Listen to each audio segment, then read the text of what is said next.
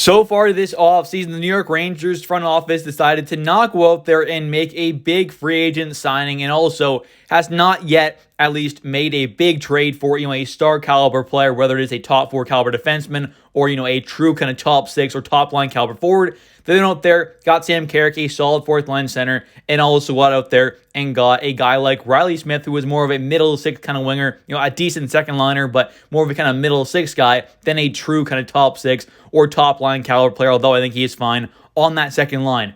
In today's video, we're going to take a look at some of the young players / prospects that I think can / should get a chance at the NHL level and could possibly make a pretty good impact on this team to help fill some of those holes that this squad definitely still has. So let's get right into it here, starting off with one of the forwards here that I have, and that is arguably the Rangers' top prospect. It's him or Gabe Perreault, and that is Brennan Othmann. As well, just before I start here, Gabe Perreault is obviously a very talented prospect, arguably the top prospect in this Rangers system, but he's not playing with Rangers this upcoming season. He's confirmed that he's going back to Boston College, so he's not going to really be talked about much at all in this video. So the first guy here, though, like I said, Brennan Othmann, arguably the top prospect in the system, if not number 2. It's him or Gabe Perreault there. But Brennan Othmann is a very talented player. I think he definitely could make a big impact on this Rangers team, somewhere in that top 9. More than likely in that middle 6 kind of role there. I think the top line is set with Panarin, Trocheck, and Lafreniere, but that second line possibly on the right side alongside Kreider and Zibanejad, or that third line there, depending on what happens with Kakko, he could play on that left wing spot on that third line there alongside Hedl and Kakko possibly, or if Kakko gets traded there, then we could see him play on that right side there with a guy like Cooley on that left side. But either way, I think Offman is a guy who can play left wing or right wing at the NHL level. Had some experience there last season and with the Peterborough Petes in his final season there in the OHL before obviously making the move to the AHL last season in his rookie year with the Hartford Wolfpack in the AHL. Ended up finishing second place on the entire team in points, had over 20 goals. He looked quite fantastic. He's a good goal scorer, a good playmaker. Is still only 21 years old, didn't turn 22 until January. Still fairly young. Play left wing and right wing. He's left-handed shot. Decent size there at 6 foot. 181 pounds, but plays with a tougher kind of style to his game. Definitely a physical kind of guy there. High pace, decent speed there, not too bad there at all. Loves to forecheck, pressure guys like that, which is kind of a good possible addition to this team as well. He's a great forechecker, can lay the ball. He's definitely a pretty physical guy there. Really tough player on the ice there. He's also a proven winner where pretty much ever he's gone for the most part. He won a lot of stuff back in his minor hockey days, before he got drafted to the OHL and stuff like that. He also won a gold medal with Team Canada at the U18s, as well as 2 gold medals with Team Canada at the U20s there. He's also won the OHL championship, the whole thing, back in 2022, 2023 with my favorite team, the Peterborough Petes, as well. He's won a ton of awards there. He's been on the All-Star teams. He is a true winner. He's won at pretty much every single level he's played at. He's a phenomenal player. Still very young, still developing, and still, is by no means a finished product, but the overall kind of talent he has, the physicality, the offensive kind of upside that he has, the overall kind of decent two-way game as well that has really kind of developed over the last 2 seasons. I think this is a guy who can take another step in his game and possibly truly be a top line or top 6 caliber forward at the NHL level, being a point per game or possibly even a little over that kind of guy, but also having that physical side there, being a good forechecker, solid defensively. He has a lot of upside there if everything kind of get put together at the NHL level. And that's kind of the question. He had a good season down there in the AHL, but can he kind of produce at the NHL level? If he can, absolutely phenomenal. He's got a great shot there, good one-timer, good wrist shot, hard shot as well. Definitely a very talented offensive player, very smart player, but can you put it all together at the NHL level? That's the question, but if he can, he could truly be a phenomenal addition to this Rangers team and also possibly be a great fit alongside guys like Kreider and Zibanejad. Maybe aren't the toughest players on the ice there, where a guy like Brennan Othmann definitely brings that physicality and toughness to his overall game. And now for his stats here. This past season with the Wolfpack, ended up having 67 games played, 21 goals, 28 assists for 49 total points. Ended up finishing second for points on the entire Hartford Wolfpack roster. Ended the playoffs, had 10 games played with them, 1 goal, 4 assists, 5 points. Not too bad there at all. And the previous season as well had a great regular season in the OHL, but also ended up having a phenomenal playoff run, leading the Peterborough Petes in points en route to their OHL championship, having 23 games played, 25 points, 8 goals, 17 assists. Next up here, we have Brett Berard, a very talented forward prospect with the New York Rangers. Ended up spending his rookie season this past year with the Hartford Wolfpack, finishing 3rd on the entire team in points, 1 point behind Brennan Othmann, and also finished 1st in goals as well. He had a great rookie season down there in the AHL after having a bit of a down year offensively, you could say, with the Providence College team at the NCAA level. He ended up having a bit of a down year from the previous season back in 2021-22 to 2022-23 there. Had a bit of a down year, but ended up bouncing back big time with the Hartford Wolfpack in his first full season of North American Pro Hockey. He's a very talented prospect. Although he is only 5'9", they're definitely not the biggest guy in the world, 5'9", with 174 pounds.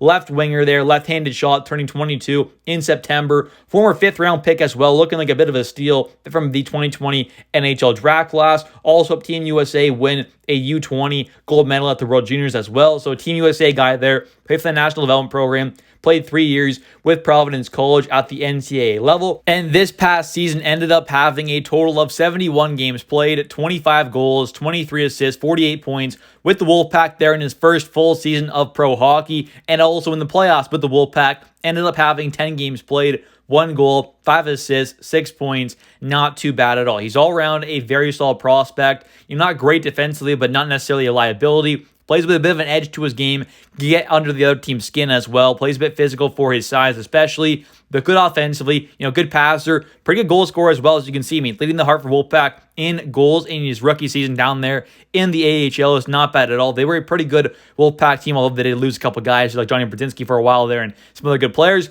They still ended up being a really good team, and Berard led them in goals, but definitely says a lot about his overall game. He's 22 in September there, so pretty much 22 by this next season starts. He's still very young, not a finished product, still developing, but definitely could make an impact on this Rangers team this upcoming season at some point, whether it is, right away at the start of the season or possibly later on. He definitely could be a great player for the Wolfpack or for the Rangers this upcoming season.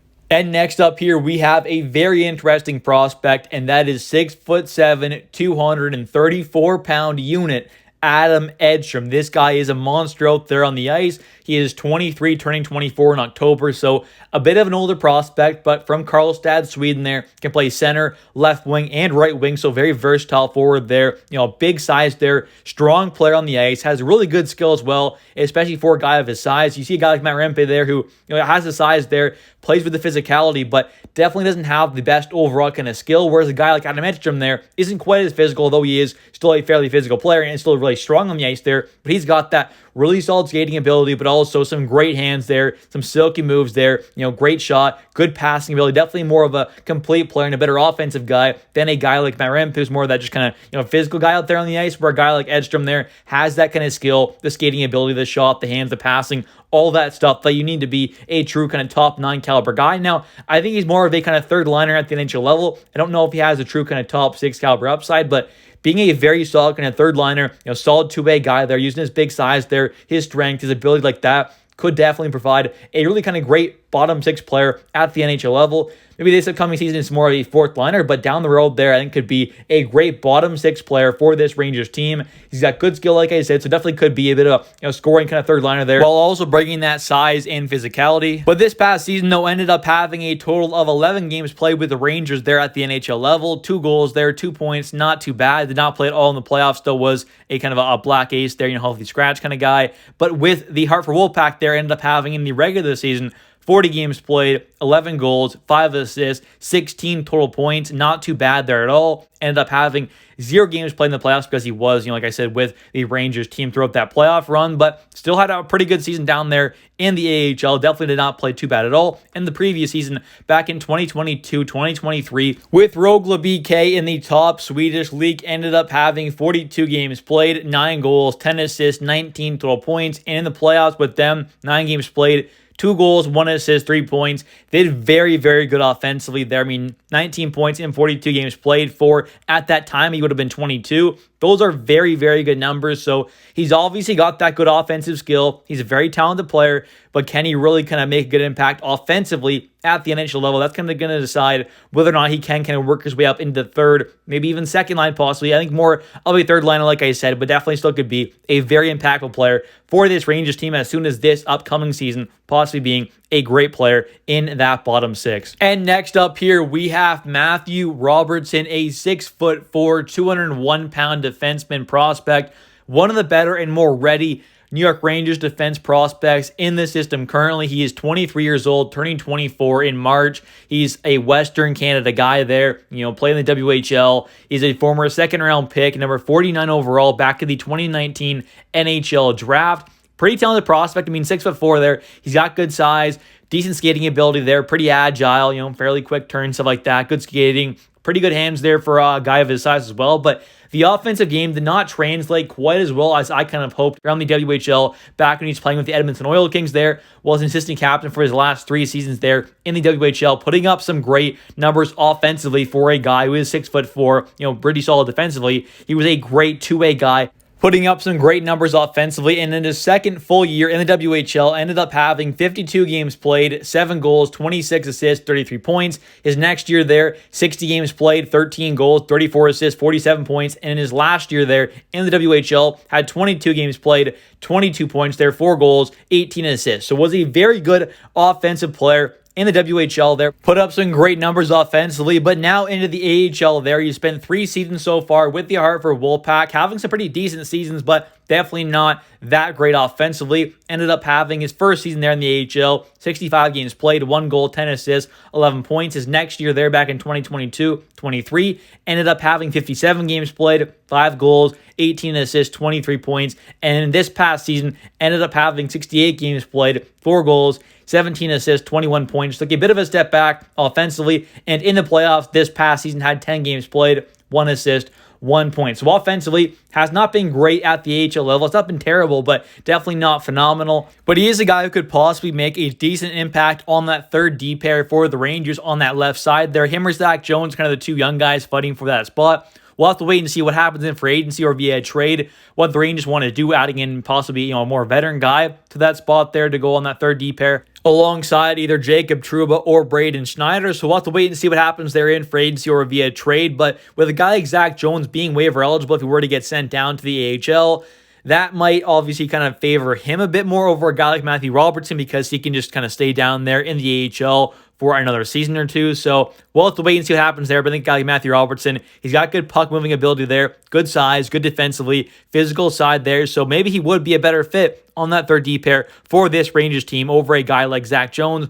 We'd have to wait and see though. Both of them are kind of getting into their kind of close to the mid-20s there. So we'll have to wait and see what happens there, but a guy like Matthew Robertson could be a great fit on this team. Anyways, though, that's going to pretty much do it for this video. Obviously, guys like Matt Rempe and Zach Jones I've talked about a bit right now are guys who are definitely still young. Matt's still a prospect, I would say, but a guy like Zach isn't necessarily a prospect, more of just kind of a young NHLer. So obviously, we've seen more of them at the NHL level there, and we kind of know what we're getting with them. Matt Rempe is going to be a 4th liner, physical guy there. All right skating ability, but kind of needs to work on his all-around game. And a guy like Zach Jones, they're good offensively, good puck mover, but needs to work a bit more defensively, and obviously doesn't have the best size in the world, so that's kind of unfortunate. But anyways, though, thank you so much for watching. If you have enjoyed this video, please hit that like and subscribe button for more daily New York Rangers content. And also don't forget to comment down below your thoughts on this video and on prospects like Brennan Othmann, Berard, Adam Edstrom, and Matthew Robertson. Who do you think can make the biggest impact on this Rangers team this upcoming season? And also comment down below your thoughts on guys like Zach Jones and Matt Rempe. What do you think they can do this upcoming season? Thanks for watching. I'll catch you in the next one. See ya.